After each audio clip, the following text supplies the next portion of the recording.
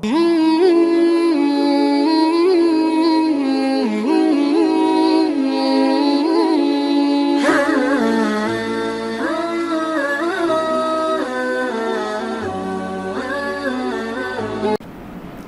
اللہ الرحمن الرحیم۔ السلام علیکم ویورز۔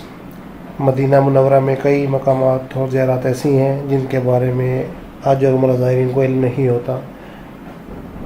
آج ہم ایزی ایکسیس کے ناظرین کے لیے ایک ایسی مسجد کی زیارت لے کر حاضر ہوئے ہیں۔ یہ وہ مبارک مقام ہے جہاں پر آپ صلی اللہ علیہ وآلہ وسلم نے غزوہ خندق کے موقع پر اپنا خیمہ لگایا۔ مسجد الرایہ طریق ایون اور طریق سلطانہ کے درمیان پہاڑی کے اوپر واقع ہے۔ جس پہاڑی پر یہ مسجد موجود ہے اس پہاڑی کا نام جبل ذباب ہے۔ غزوہ خندق کے موقع پر آپ صلی اللہ علیہ وآلہ وسلم اس جگہ پر موجود تھے اور اسی جگہ پر آپ صلی اللہ علیہ وآلہ وسلم نے اپنا خیمہ مبارک لگایا اور اسی جگہ پر بیٹھ کر آپ صلی اللہ علیہ وآلہ وسلم نے خندق کی کھدائی کی نگرانی کی۔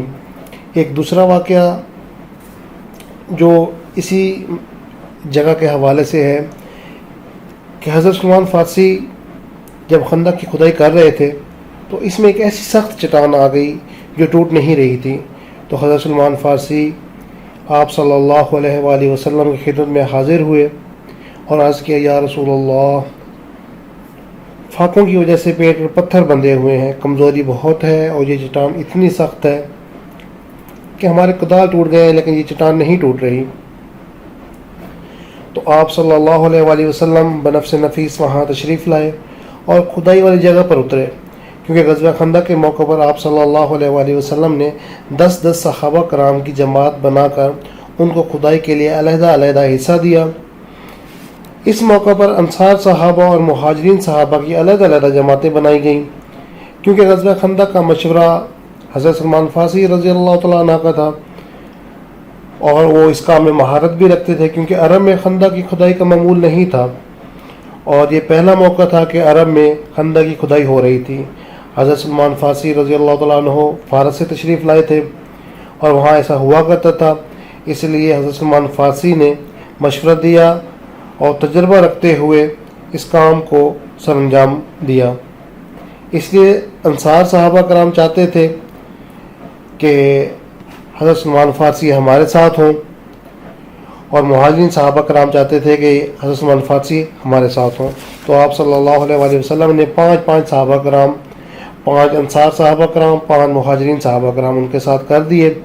حضرت سلمان فارسی اور ان کے ساتھ جو صحابہ کرام تھے اور آپ صلی اللہ علیہ وسلم خود بنفس نفیس اس جگہ پر اترے اور آپ صلی اللہ علیہ وسلم نے اپنے دست مبارک سے اس چٹان کو توڑا۔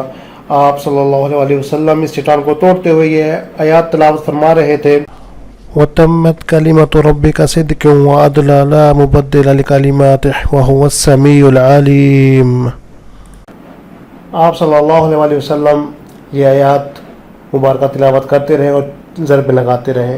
صرف 3 ضربوں سے یہ چٹان ریزہ ہو گئی، اور جب آپ صلی اللہ علیہ وآلہ وسلم اس چٹان پر ضربیں لگا رہے تھے تو اس میں سے روشنی اور چنگاریاں پھوٹیں، اور جو بعد میں حضرت سلمان فارسی رضی اللہ تعالیٰ عنہ کے پوچھنے پر آپ صلی اللہ علیہ وآلہ وسلم نے بتایا کہ مجھے ان روشنیوں میں اللہ رب العزت نے یمن، روم، کیسر و کسریٰ کے محلات دکھائے ہیں اور ان کی فتوحات کی خوشخبریاں دی ہیں، اور جو چٹان آپ صلی اللہ علیہ وآلہ وسلم نے اپنے دست مبارک سے توڑی وہ اسی جبل ذباب کے بالکل ساتھ تھی۔ اس پہاڑ کے اوپر مسجد رایا موجود ہے جہاں پر بیٹھ کر آپ صلی اللہ علیہ وسلم نے خندق کی کھدائی کے وقت نگرانی کی، اور یہیں پر آپ صلی اللہ علیہ وسلم کا خیمہ مبارک بھی لگا ہوا تھا۔ اس مسجد کا حاجر و عمرہ زائرین کو پتہ نہیں ہوتا، علم نہیں ہوتا، کیونکہ یہ مسجد نبوی سے تقریباً 1 کلومیٹر کے فاصلے پر واقع ہے، اور جو عمرہ زائرین اس مقام کی زیارت نہیں کر سکتے وہ یہ ویڈیو میں زیارت کر سکتے ہیں۔ اور اگر آپ کوئی ریلیٹیو یا آپ خود میرے ناظرین حج عمرہ پر تشریف لا رہے ہوں تو وہ لازمی اس جگہ پر جائیں اور اس مسجد کی زیارت کریں۔